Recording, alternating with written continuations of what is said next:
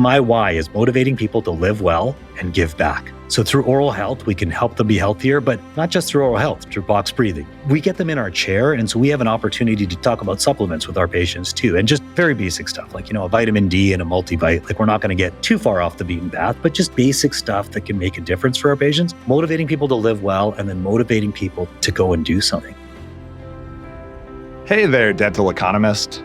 If you're a dentist owner or a leader within a dental business thinking about growing production, case acceptance, patient and staff satisfaction, positive outcomes, and everything else that comes with running a dental business, then you're a dental economist, and you've come to the right place. Welcome to the Dental Economist Show.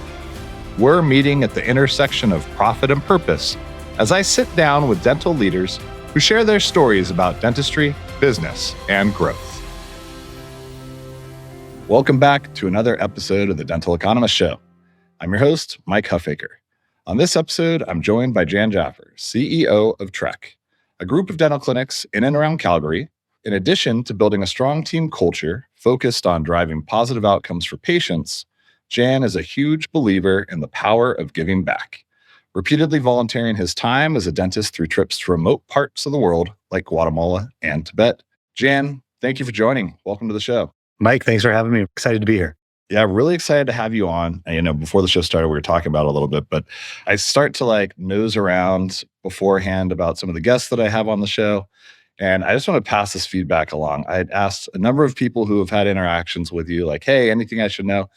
And the common thread was, he's just a really great guy that really believes in what he's doing. So I just wanted to share that because it's always nice to hear positive things about the efforts that we're putting out there in the world, and it's been noticed. I appreciate that. Thank you. And thanks for asking. And whoever said those nice things, I really appreciate it. I think a lot of it kind of stems from your philosophy and the fact that you eat and breathe the culture that you've created with TREC. My understanding is TREC actually is an acronym kind of for your core values. Can you share what that means? Yeah, absolutely. So it is our 4 values. We, put it together we were growing and we said, hey, we need something that kind of connects us. And so TREC is our 4 values: teamwork, respect, exceptional dentistry, and continuous and never-ending improvement. And for us, we always start with, we say the values are in order of importance. So we do believe that teamwork comes first and then respect. And then, dentistry is what we do, but, we're part of a service organization, a service industry, and there's lots of dentists out there, right?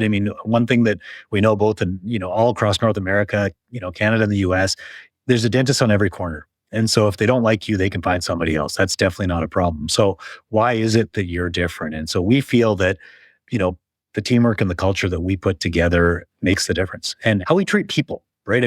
Ultimately, we believe that our team is more important than the patient. And I've had some arguments with some dentists about, what's more important? Is it, there's always 3 things. There's the dentist, there's the patient, and there's the team. And what order do you put them in? And for us, teamwork is first, and then the patient, and then the dentist should come last. It's hard for some dentists to swallow that because the ego gets in the way, but we should be at the bottom of that totem pole. Right. The premise behind that, right, is if you take care of your people take care of the patient. And if you have the team first approach, then by extension, you're going to have a lot of really well taken care of patients that have a great experience in your clinics. I've listened to you on a few different podcasts and read through some of the things that you have on LinkedIn as well. You guys really do take a different approach. One of the comments I've heard you make is, we didn't set out with a growth goal. I talk to a lot of leaders of different DSOs, and oftentimes a common question that I might ask is, well, what are your growth plans in the future? And there are already predefined plans, like, we're at 15 clinics right now. We're going to grow to 50 over the next 24 or 36 months. And so a lot of the goals are almost have to work backwards of what's looking to be achieved. You kind of take a different approach and view it from a different angle. Can you talk through about how you think about growth? Yeah, and I think it's important. And I'm glad that you brought it up, because here's the thing, right? If you do things well, you naturally grow. Take care of a plant, you take care of your kids, what happens? Things naturally grow. And for us, if you set a predefined targets, and one of the things that's really interesting about our organization is we have no budgets, no targets, and no metrics inside the offices, right? I mean, obviously at the corporate structure, we have to pay bills and make sure things are working. But when you take that out of a clinic, when you stop saying, hey, I need 20 clinics, because here's the thing, we have 18. If I say I need 20 by next year, what am I going to do? I'm going to go find something, hopefully. And if it doesn't meet the standard that I want, I'm like, well, hey, we need to keep growing. And all of a sudden standards start changing, right? Like when we actually set ourselves sometimes these growth goals, we can't keep up with them. And then we have to either say, oh, I missed my goal, which never feels good, or I have to compromise my goal to say that I got there. And so for us, there is no growth goal. We have 18 clinics. And if, Mike, I talk to you next year and I have 18 clinics, we'll have been very successful. If we have 20 clinics, we'll also have been very successful. So it's not that we're opposed to growing. It's just not our main focus. Our focus is taking care of our team, taking care of our patients, and doing a really good job with the people that we have and the organization that we have. And guess what it's turned out to be? And this is the part that I think drives other DSOs slightly crazy, but they want to listen, but they don't, is that we're also the most profitable DSO in North America.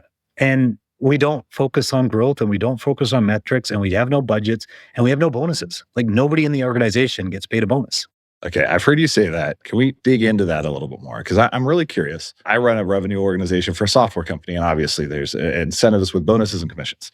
And I know that many DSOs and dental organizations, they create incentive systems for hitting certain goals or metrics or other things within the practice. Now, if you remove that, how are you maintaining motivation? And is there a way to reward somebody that in your mind is exceptional? Or is the expectation that everybody is? So great question, right? And this is the part that we get into is like, so how does it actually work, right? Here's the thing. When you're in healthcare, and this is where I think our industries are different, even though you're in dental, I mean, you're selling software. And so there has to be a sales component to selling software. I mean, that literally is your job, is making sure people are getting it, but also getting the service.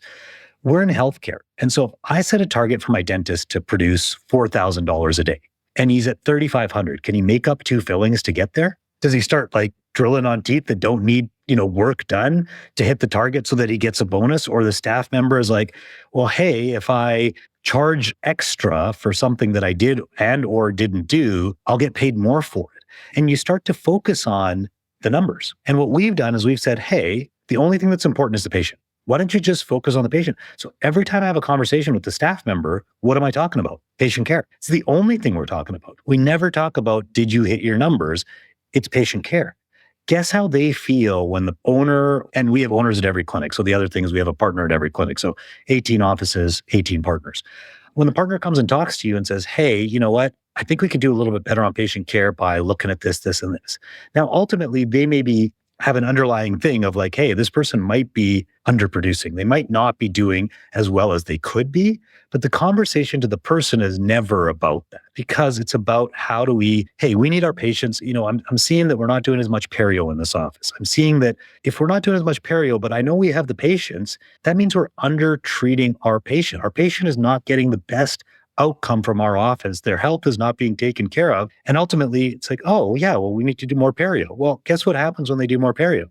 Ultimately, there's more production in the office, right? I mean, it does work, but the conversation is never about the production. And if you can keep that out of there, because here's what we also know, is that bonuses only work for year 1 and 2. And then after year 3, they're detrimental. Because if you hit a bonus every month, because you set these targets, and ultimately you want your staff to hit them. I mean, you don't want to set the targets that are unachievable, then it doesn't work. So if they start to hit them, and they hit them month 1, month 2, month 3, month 6, month 12, and then month 14, they don't hit it, guess what happens? It's actually a negative to the office. The motivation in the office actually goes backwards. So you gave them more money, they have to hit a target, they miss the target, and now all of a sudden they get paid less, even though they're not getting paid less. They're actually getting paid their hourly wage like normal. They didn't get their extra. The extra turns into an expectation. And so after a certain period of time, the extra turns into an expectation, and it's actually detrimental to organizations. And people don't realize that you're actually hurting yourself by putting bonuses in. It actually works negatively after a period of time. Sure. So I track that. So is the premise then you pay a fair wage and everyone is compensated fairly where there is not the need for that extra? So compensated fairly, and then you do other things. So ultimately, we spend a lot of time on team development and social responsibility. Guess what? People really like those things. And why do people stay at your organization? If they're going to leave for $2 an hour extra down the street, then let them go. That's what I tell people. I'm like, hey, if somebody's going to offer them a buck or two down the street and they go, it's not because they got the buck or two. It's because they don't like you. Because a dollar or two is not going to make a difference. If they're getting $10 down the street an hour, yeah, anybody's probably going to be leaving. At some point, the money will make a difference. But ultimately, dentistry's got these kind of we're in Alberta, we have our pay ranges, California, everybody's got their own pay ranges. Every different city almost has different areas of pay. Your team has to be within the range. I'm not even saying they have to be at the high end of the range or they have to be within the range. The reason they then stay is everything else that you do on top of that. We close each office 3 days a year to do team development. And we never talk about dentistry. Those team developments have nothing to do with dentistry. They have to do with them as people. How can they be better people? Because if they're better people, they're going to take care of their family better, but they're going to take care of our patient better, and they're going to be a better employee and a better team member. So actually starting next Friday, we have our spring team development. And so, my topic is going to be around connection. How do we connect better? How do we make sure that we are better teammates, better people, better? Because if we connect better, guess what? Our patients feel that. And we support each other better. And if we support each other better, we're going to be more successful. And it's so simple because people complicate these situations immensely. There's different levels. There's a piece of the pie approach to bonuses. There's a, target-based approach to bonuses. And what we did is we removed bonuses 13 years ago. We had them. We removed them 13 years ago and we grew exponentially since. And we've never looked back. Yeah, it's really interesting. When you talk about closing your office for the 3 days a year, it's 3 different days, not consecutive. Is that right? 3 different days. Yeah. January, then spring and fall. And those are the TREC days. Yeah. And so in January, we do a full TREC day, all 18 offices, 220 people come together. We try to bring a bigger speaker in and do something like that. And then in spring and fall, we do office space, maybe we'll put 2 offices together. We used to do an office at a time, but my time suddenly 18 times in the spring and 18 times in the fall turned out to be too much. So we try to put 2 offices together at a time. And so we do, 9 different team builds in spring and 9 different team builds in fall. Can you talk a little bit more about the structure of what goes on in those days? I know your theme here and you're going to speak it on connection. What else do you guys do? This year we brought in James Nestor. He wrote the book Breath, just fantastic speaker. And it actually was funny because it's talking about your overall health and breathing, but it actually does fall into dentistry a little bit, right? There's some sort of dental connection. And then we do a social responsibility piece. So we put together 120 backpacks that went to the mustard seed here in Calgary. And so we had them actually show up, pick up the backpack, say a few words as to where these backpacks would be used, who would be getting them, how it's making a difference in people's lives. So they not only get to put it together, but they get to hear about how it affects other people's lives. We had somebody speak on nutrition, and then we had somebody speak on kind of mindset and happiness. And so that was our day. It's kind of a holistic approach. Everyone on your team, it's not, like you said, it's not about dentistry. So you end up adding value in many other ways. And the breath one's interesting. I'm just curious, sidebar, do you do breath work yourself? So, a little bit. Obviously, he's listening to James. I should probably do some more. I haven't got big into it, but, it falls into the challenges that we have in our offices with a lot of our patients, like sleep apnea and just other things that we can help our patients be healthier. So ultimately, we're training our teams to breathe better, but we're hoping that they're going to use that, practice it at home, and then, start to talk to our patients and say, hey, do you do this, box breathing, or do you do the different timing on some of that stuff? Because it really does help slow you down and refocus. I have a lot of friends that are really big fans of breath work. I've done box breathing during cold plunging.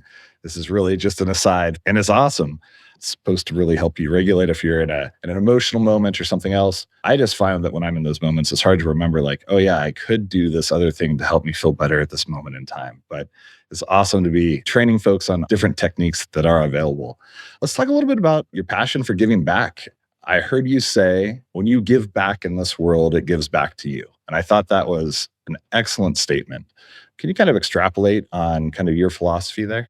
So here's the thing. I think that living in North America, we won the lottery, right? Whether you were born here or whether you moved here. We live in some great countries. I'm going to say Canada might be a little better, but we live in some pretty great countries. And there's a lot that we get and we take advantage of. And so it's that gratitude piece is where we start. So we have to be thankful for what we have. And if we're thankful for what we have, then it turns around to being, well, if we have a lot, how can we help others? And again, being in dentistry, I've found it hard to find anybody who's been unemployed for longer than, a week of time if you're in dentistry. If you're in the dental industry, especially on the assistant hygiene dentist side, there's always work to be done. or almost always work to be done. So we're very fortunate to be in an industry that continues to, through COVID, through good times and through bad times, does well. Sometimes we do better, sometimes we do not as well, but ultimately we're employed. And so we start from, hey, thanks for having that. Now, how do we help others?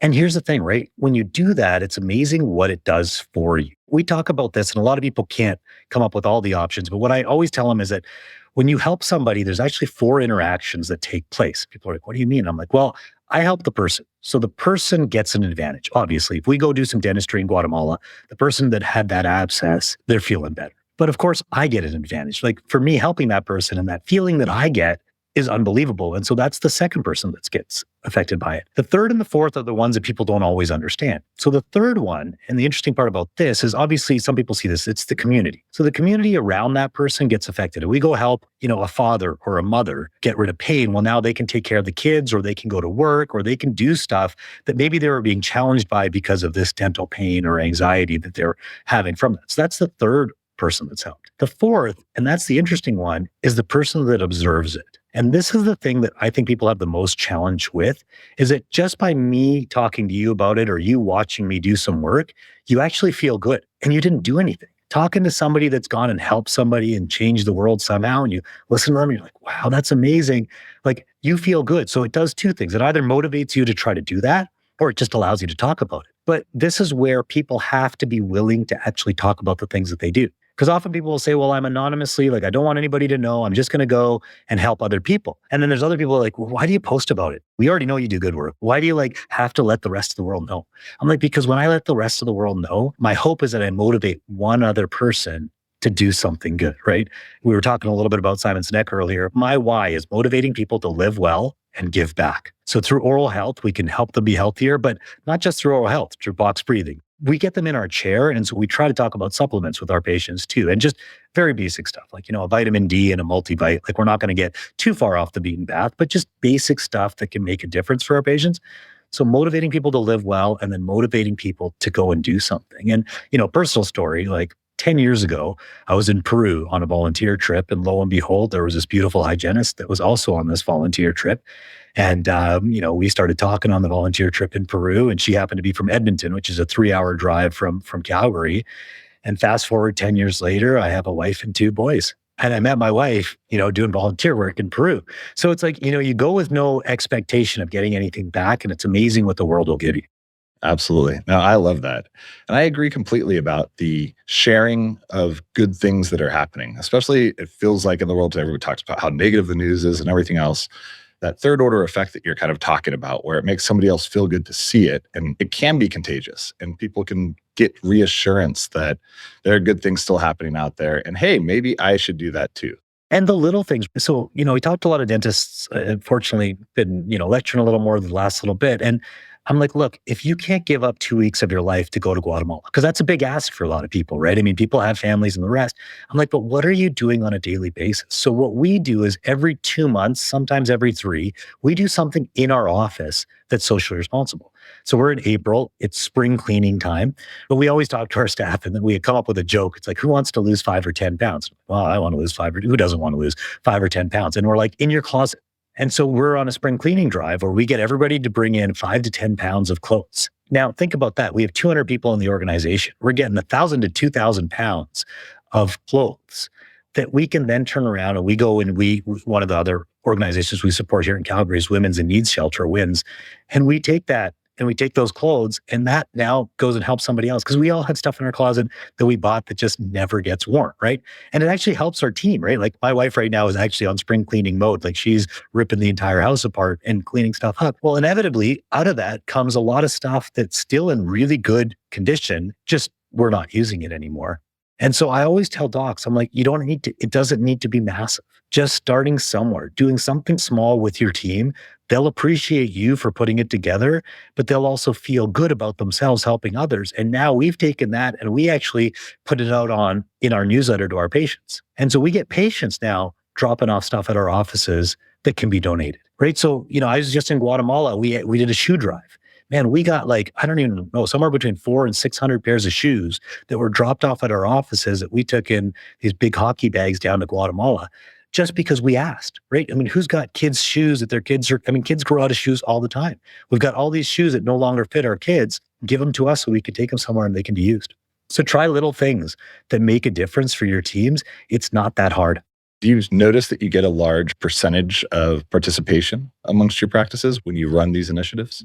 From our teams, absolutely. From our patients, a little hit and miss. I mean, it just depends if they were in that month and they saw the sign, because, there's our newsletters that go out. Not everybody reads all the newsletters, right? But if they were in the office in a close proximity of time, or, I'll put it on my social media, and so will a lot of the other teams. We have personal friends that sometimes not even patients. Like I had, my personal friends reach out and they're like, hey, can I just drop off something? I'm like, yeah, just go by any of the offices, drop it off. You don't have to be a patient to drop off stuff. But participation in our offices is really quite high, again, because this is the culture we build. When I interview people, and I still like to, as much as I can, interview every new hire that we have, at least in some capacity, I talk to them and I say, have you gone to our TREC website, our TREC Dental website? And I said, does it speak to you about anything? Because if you don't feel like these values are important, and if you don't feel like social responsibility is important, then, you're probably good at your job, but this might not be the job for you, because my expectation is that you will participate. I can't require you to participate. I can't force you to participate, but I want you to join us because I'm like, if it doesn't speak to you, there's 6 dentists down the road looking for staff and they'll take you. But I want people that align with our values. And I spend 4 hours with every new hire in groups, obviously, but every quarter I do a 4-hour new employer orientation. And I go through everything that we do and why we think our values are important and how we live those values on a daily basis. And that's me. That's me spending the time with them because, one, I want a relationship with them, but I also want them to know what we're about and how we walk the talk, right? Like how we don't just talk about it, but how we live it every single day. And then they live it, right? I mean, we were for a while pre-COVID. Unfortunately, this clinic won't open back up. But every Thursday, we'd send a team of 4 down and do free dentistry at a clinic here in Calgary. 1 dentist, 1 hygienist, 1 assistant, 1 receptionist. And we just run that clinic for 7 hours every Thursday. And we had a lineup of our staff wanted to go down, and we didn't pay them. That was volunteer work, right? The clinic closed during COVID and they just never opened this clinic back up again. So it's unfortunate. But for us, we have a lot of people that they drink the Kool-Aid like we do, and they believe in what we're doing because they've seen it and they feel good about it. And then they also know that it's like, we're doing this for our team and for our patients. It's not about the metrics. It's not about the numbers. People can feel when you're running an office for profitability, people can feel that. You guys keep front and center your values, and your culture is very, very important to you. You point people to the website while they're in the interview process and the hiring process. You spend a lot of time with them post-hire. I have to imagine there are still times when the wrong person ends up in one of your clinics. What is your guys' approach to that? How do you handle that? I mean, realistically, you train them up or you train them out, right? And it's kind of one of those pieces where they either get on board and figuring it out, or they figure they don't fit. And nobody wants to be in an environment where they don't fit. That's actually a tough place to be. So staff turnover is real for everybody, right? I mean, it's real for us, it's real for other people. I mean, again, I'd say that we have less staff turnover. I don't always know what industry is doing with that because these numbers, it changes so quickly. I think where we've been really lucky is trying to find new people. And it's because of the stuff that we put out there that they find us. I have 2 hygienists that want to work for us right now, and I have no room to put them. And, there's other, friends asking, and they're like people looking for hygienists all the time. But, we've got these people that are, I had a dentist just text me and he said, hey, my staff member is moving from Victoria Island to Calgary. I want her to work with you guys. Can you find her a job? I'm like, I wish I don't have one right now, but I'll do because he's a friend of mine. It's like, hey, let's figure that out. But yeah, when people don't fit, I mean, yeah, ultimately they get let go. I mean, that's part of doing business. I mean, for us, doing dentistry, being a good hygienist is only one aspect of being part of our team. And this is where, when we have partners at every office, and I think ultimately it's so important. And, people think we're crazy, but our partners own 50% of their offices. And it's not a 51-49.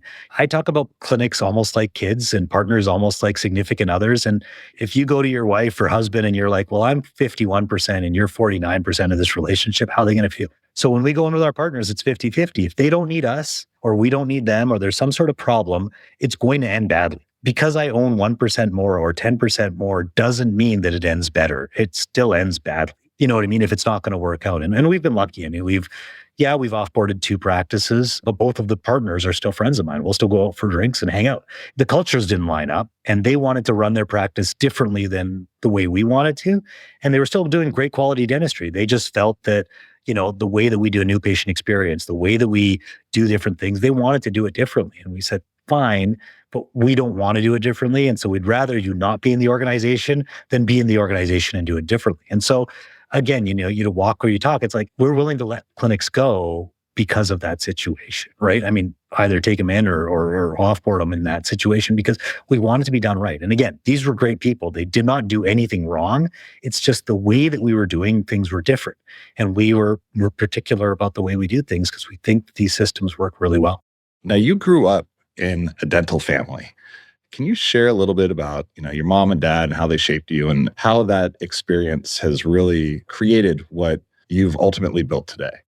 All the credit goes to them ultimately, right? I mean, without having a dad that was an amazing dentist and a mom that was, honestly an amazing office manager, if she was better at speaking on stage, she'd be, competing with any of these guys in terms of how to run a really good practice. I mean, she figured it out. She knew what to do. She understood it. She was also a dental assistant. Well, she put herself through dental assisting school so she could also help dad in the back when she needed to. But yeah, we started humbly in that scenario. Dad opened a clinic in 1981. So 43 years ago, May. It's actually next month, it'll be 43 years. And there was mom and dad. Mom was the assistant and the receptionist. Dad was the dentist and the hygienist. I mean, that was it. And we still have a clinic in that same plaza. Actually, where I'm speaking from right now is the same plaza. It's just a different office that we have now.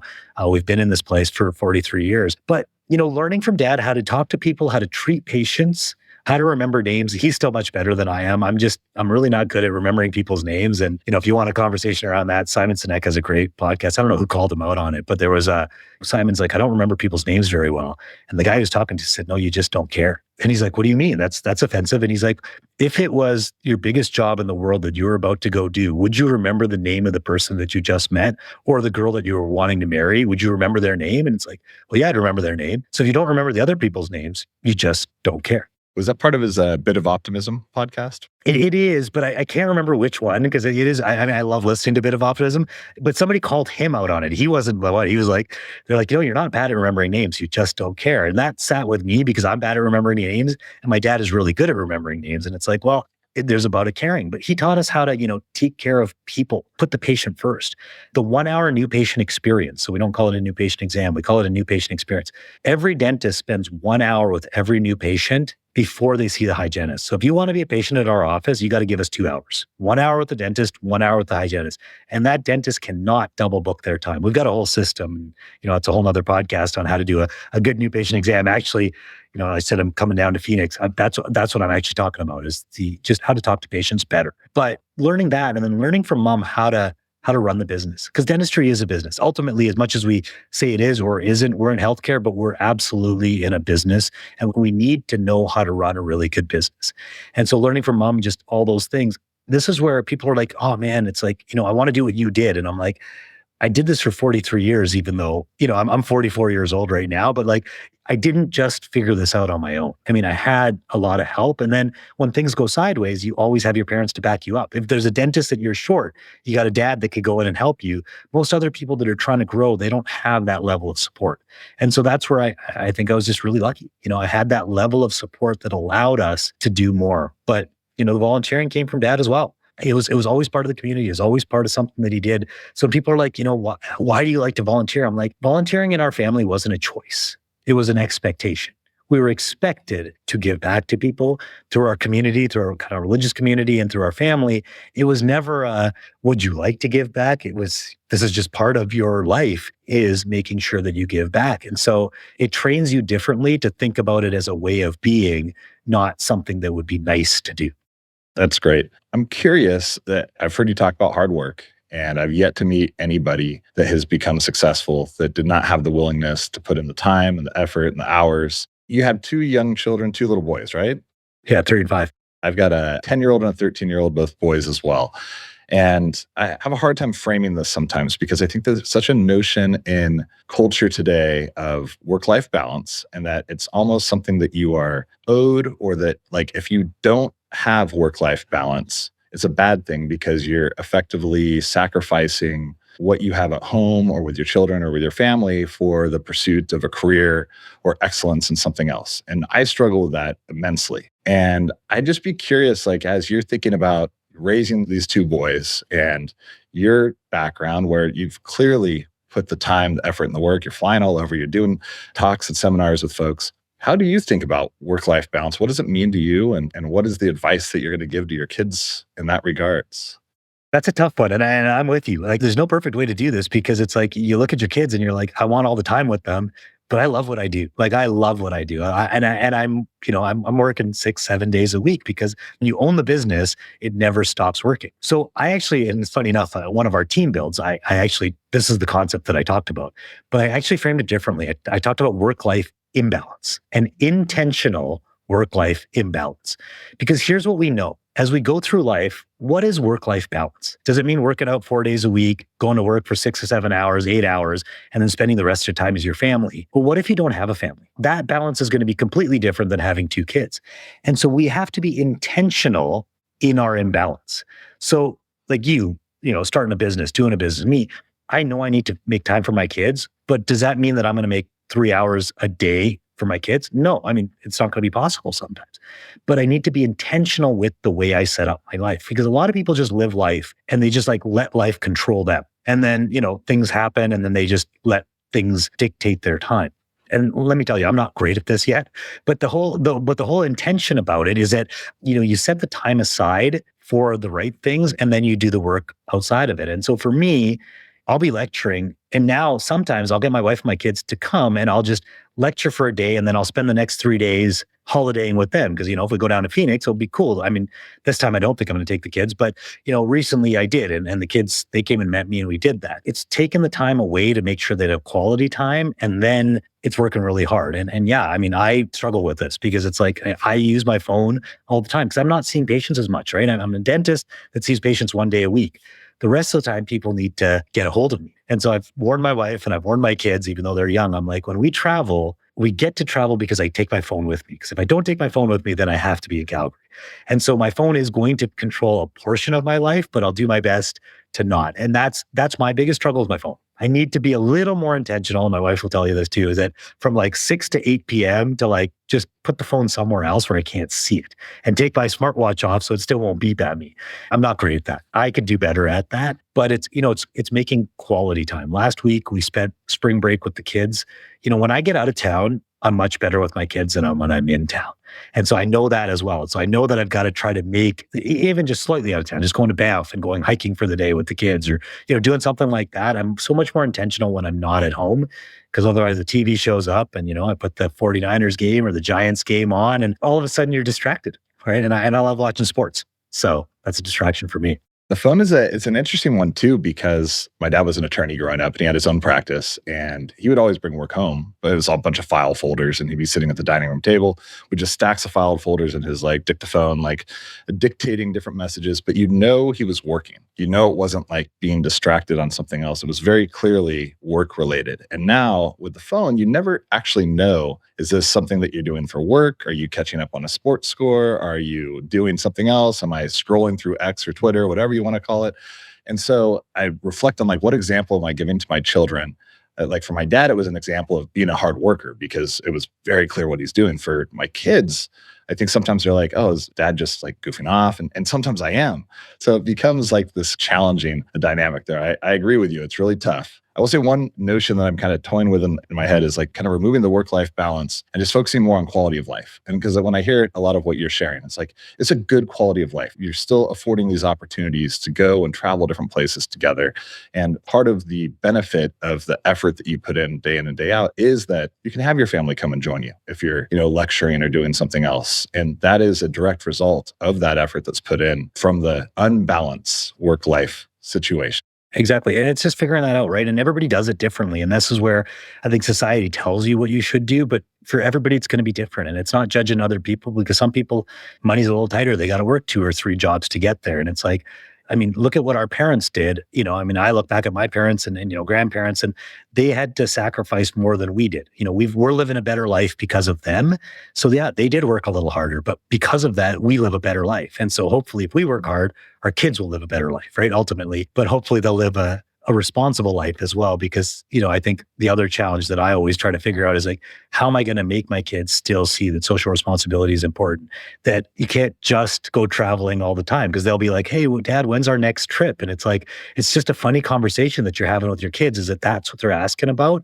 It's trying to build that hard work and that work ethic into their lives as well. I think our generation's biggest challenge is going to be getting our kids to work as hard as our parents did. I agree completely. And I'd be curious, are you seeing that? I always also am concerned about coming across as like the old guy that's like, oh, the kids these days, this generation, like, I don't want to be that either. And I can completely appreciate that every generation is different. Things change over time. There's progress that is always happening. We have to be accepting of the different things that are available now that were not available before. But as you look at new dentists coming out of school and new folks that join your practices, do you find that it's more challenging to get buy-in, and how do you work through that? Way more challenging. And in terms of like, what does hard work look like? Like when I joined my dad, I worked 6 days a week. It was Monday through Friday, and we were open every Saturday. And that's what we did to get me going.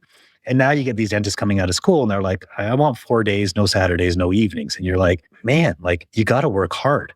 And so it's trying to find that middle ground, right? And this is what I talk with my team a lot. It's like, well, they've figured out something that we didn't and our parents' generation didn't. But at the same time, we figured out something that they did, because through our hard work, we were really successful. But we also gave up a bit of that balance and a bit of that fun and a bit of that to work really hard. And they're looking at it and they're saying, I kind of want my weekends, or I want my evenings, or I want to do these fun things. And so to us, how we've pivoted a little bit, one thing that we always did is we always close our offices, no later than 6 p.m. So we don't do evenings. I mean, 6 p.m. is still kind of an evening, but we all have kids to go home. And even when I didn't have kids, the offices just close.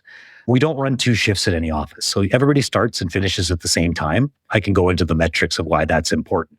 But what we've changed over the last number of years is each office is only open 2 Saturdays a month. So we're not open 4 Saturdays anymore, and we're not open past 6 p.m.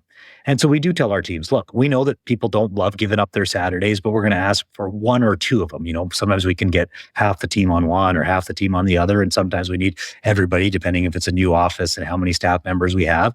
But we're not going to work 4 Saturdays. We're never going to ask anybody to work 4 Saturdays. So, we cut back the number of Saturdays. I mean, again, did we really have a choice? Kind of not, because couldn't find anybody to work those Saturdays. But, and giving the evenings back to people is also, kind of important. And so we try to close at 5 some days, 4 some days, and 6 some days. So it's like some days they'll get home early and they can spend more time with the kids, and some days they'll get home a little later. But, hopefully everybody can still tuck their kids in, right? I mean, that's kind of ultimately my goal, is that, your kids are going to bed at 7 or 8 o'clock at night. At least you're home, if you want to, every night, be home to put them to bed, right? Even if you work till 6.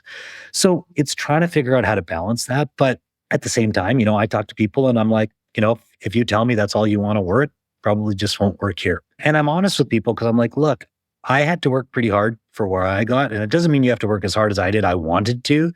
But what you need to understand, and this is, I think society has created this problem for us, that the weekend is Saturday, Sunday. But why? Like if I get a Wednesday off work, it's actually pretty cool, because there's like appointments with doctors and dentists and lawyers and things that I can do that I can't do on Saturday or Sunday. And so we also tell our staff, it's like, hey, we want our average person working 4.5 days a week. So 4 days during the week and a couple of Saturdays. That'd be a perfect schedule. You're going to get a day off during the week as well.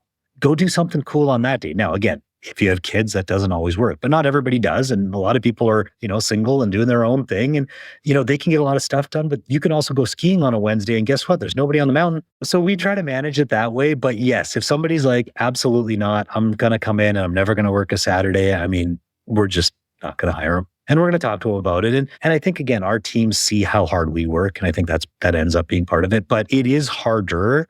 But I think that they're seeing something that we aren't. So that's where it's like, I'll get into those rants every once in a while. This next generation, they just don't want to work hard. And then you sit back and you're like, but they're living life a little bit better, right? Because my mom will say that to me sometimes. She's like, come on, like you guys are doing this and you're doing this. It's like, what about this, right? And it's like, well, Mom, I work hard. Like I want to take some time off, right? And that was obviously a conversation she was having with me about 10 years ago. Now that we have kids, she's like, spend as much time as you can with them, right? So, but when I was single and I didn't have kids, she's like, hey, you're going to Phoenix and you're going to Vegas. It's like, is that all that necessary? And I'm like, well, no, I'm balancing. That's my balance, right? Like that's getting out of town and doing those things. So I think that the next generation has probably got it better than we did to some extent, and they're seeing life a little bit differently. But also we need to make sure that they still work hard, because the people that work hard ultimately will be the most successful. You haven't found a lot of entrepreneurs that are doing really well that didn't work 60, 80 hours a week to figure out how to get there. And so I think, some of those people will never be that successful, but that's probably okay for them. They want to be the associate for the rest of time and they want to make their couple hundred K. Absolutely. I do think it does afford a real opportunity for people that do want to work hard and outwork everyone. They're going to have some really great opportunities to excel as a result of that. Last question. I really appreciate the conversation. You've mentioned Simon Sinek a few times. Where do you go to learn? What are some of the podcasts you like to listen to and books that you've read? Any recommendations? Yeah, so a bit of optimism is my favorite still. I really do appreciate Simon Sinek and what he does. I've read all of his books. So start with why I think is fundamental for a lot of people, and then Leaders Eat Last too, in terms of just, how important things are, the infinite mindset. But if you want to talk about the whole bonus thing, the whole motivation thing, I always give this book to a lot of people. It's called Drive by Daniel Pink. So it's, pink, like the color, and drive, just like you're driving a car. And then the other one that I think is instrumental is Patrick Lencioni, Five Dysfunctions of Team, the pyramid of trust, right? Ultimately, that's what I think we base that new employee orientation is, a whole hour of it is based around that pyramid of trust and how we need to build the right relationships, vulnerability, right? Like doing those things. So that's another one. Good to Great by Jim Collins. I'm a big fan of that too. Just how technology is the accelerator, but it doesn't make you different. Like it's not the reason that you're going to be successful, but it's going to help you be more successful. And we're big on technology. We have, intraoral scanners in every office. We don't take impressions at all. Like, a lot of digital workflow and CBCTs in almost every office. And then, some of the other stuff on the health side, like Mark Hyman. I don't know if you've heard of him, but, just some good functional medicine stuff that just, makes you think a little bit different about how we treat our bodies, because ultimately we need to move, right? I mean, we need to move every day. And I was much better at it. COVID kind of got me out of a habit that has been really hard to get back into. I used to own a CrossFit gym. I was actually a certified level 1 CrossFit trainer, and we had a gym for 10 years. During COVID, that gym didn't do that well. And so ultimately we shut it down a few years ago. And it got me out of that. And that's a big motivating factor for me. I'm doing better, but I want to continue to do better and continue to move a little bit more. And so, managing your mental, managing your physical, and managing what you're putting in your body, because we got a lot of, our food out there is just unfortunately really not good for you. So we've got to be careful. Are you familiar with Peter Attia? I've heard the name, but no, I haven't watched that. I think he has his own podcast as well. I came across him first with Tim Ferriss, but he's a physician. He has kind of a whole concept of lifespan versus health span. Health span being like how long during the portion that you live that you're actually healthy and being able to do the things that you want to do, and having that being of predominant importance over your actual lifespan.